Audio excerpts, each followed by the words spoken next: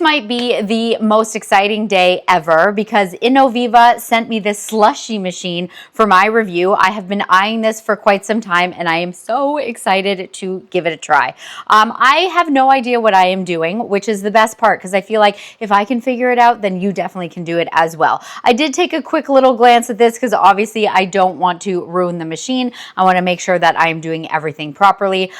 When you take it out of the box, you just kind of have to assemble, like put this part up here and you want to put in the handle and then you are good to go. You do have on this side the little like lock position, so it does say every time you're using it or put it on, you want to put it in the lock, and then when you unlock it, you know, this just slides off, and obviously that makes it for easier cleaning, but we're going to keep that in the lock position. I gave everything a quick rinse, plugged it in, and now we are just going to give it a try. A couple of things here. You have your minimum line here, so you need to have at least that much liquid in here, and then of course here is your max line as well. One of the things that I was reading is that you need to have at least 5% sugar. So depending, 5% like sugar content. So depending on what you're putting in here, if you're doing some sort of like fruit slushy or something like that, you know, anything with alcohol, it needs to be 5%, and your wine can't be like over 18%. And, but it gives you all of that information in here, which is really great. But then also check this out. This is probably one of my favorites. Inside here, there is like a little drink recipe. They've got beautiful pictures. I'm like, yes, please. So many pictures, so many things. I did not even occur to me. I'm like, oh my goodness, I can make some coffee frappe, and there's just so many different things in here. So many. I like a soda slushy. That is awesome. But with the soda slushy, you cannot use diet soda because there's no sugar in there. So just some things that you need to keep in mind. You want to make sure you familiarize with all of those things. So what we're going to do, I plugged it in, and here is your power button here, and that's kind of hard to see with the light, but then we have let me see, you've got slushy, you've got your frappe, you've got milkshake, you have cocktail, you have wine, and then it has the self-cleaning mode, which is fantastic. And then there's also like the thickness mode in there as well. So what we're going to be trying today, as I said, very first time using this, so I'm excited, a little bit nervous. We're going to see what happens. So you just open this up, and this is actually where we're going to be pouring in our liquid. So I am going to be trying to make a frosé, but I want it to be like a little bit more sugary, a little bit on the sweeter side. So I've actually just taken a couple of the like water drink packets, and I mixed it with just some water. Again, don't know if this is going to work. I really hope so. And we are just going to pour this in here. I don't know if it's going to go over the max line. I don't think so, which is also a nice thing to keep in mind, that you could probably add quite a bit in here to, you know, kind of keep it going. Oh yeah, look at that. Like you can add a ton in here. I'm doing this slowly because I just don't want to spill all over the place, because like the slit is not super big. So yeah, that's one full bottle, and we are above the minimum line, which is great.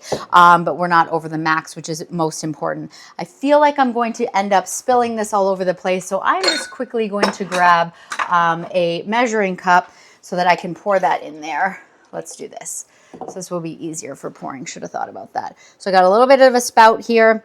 So yeah, as I said, like I could just probably do the rosé, but I want it to be like a nice fun, like this is a pink lemonade mix. So I'm going to put that in there. I should probably be checking. I can't see if we are over the max line. Nope, not yet. So I will add the rest of my mix here.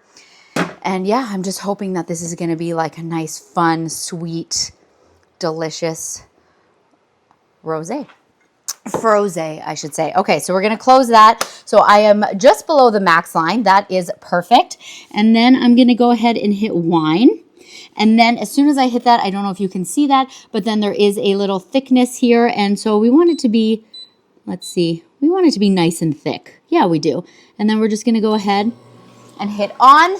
And then so basically what happens is this is of course like mixing all together. There is that like cylinder in the middle, and this is going to get super cold, and that's what's going to help make this nice and slushy. So I did read that this could take anywhere between 15 minutes and like an hour. I do want to point out that we do live in the Caribbean. Can't tell, I don't know if you can tell for me, like I'm pretty hot and sweaty. It is really hot out here. So I'm sure the outside temperature will also have some sort of effect on this as well. But I'm just checking the time. Right now it is 2:31, so we are going to take like a little bit of a pause here. We'll come back and see how long it's taken, and I'll definitely let you know. I'm trying to listen. It's not super loud. You definitely hear some noise, but for some reason I assumed it was going to be like a durr, and thankfully we don't hear that at all. So you can just kind of have this on your counter, continue on with your party, and it's not going to be crazy noisy. All right, 2:31. Let's see how long it takes, and we will be back.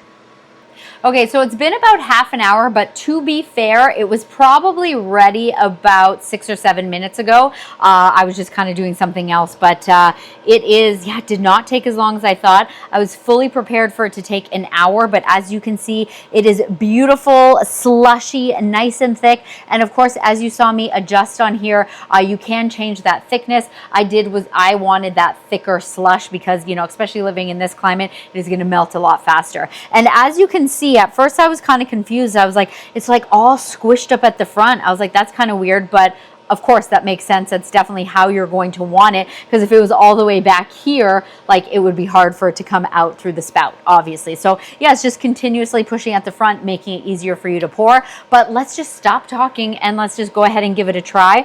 I'm kind of nervous here. We'll just pull down on that. And look at that beautiful slush coming out here. Oh my goodness.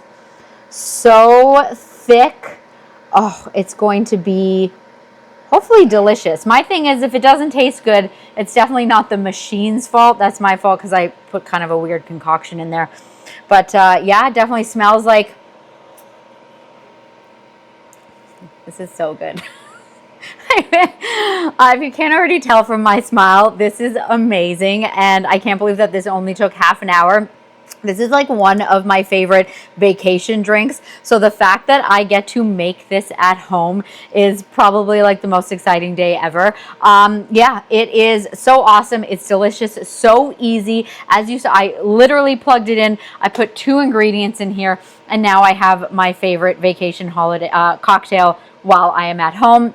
And as I mentioned, the fact that if you are unsure, you know, what to make, all the ideas are in here. There's so many different options that you can choose from. Of course, you don't need to use alcohol. This is really great for kids too. I'm thinking summer, my nieces are here. We can make so many fun slushies. This is going to be such a hit on a nice hot pool day. Honestly, I cannot recommend this machine enough.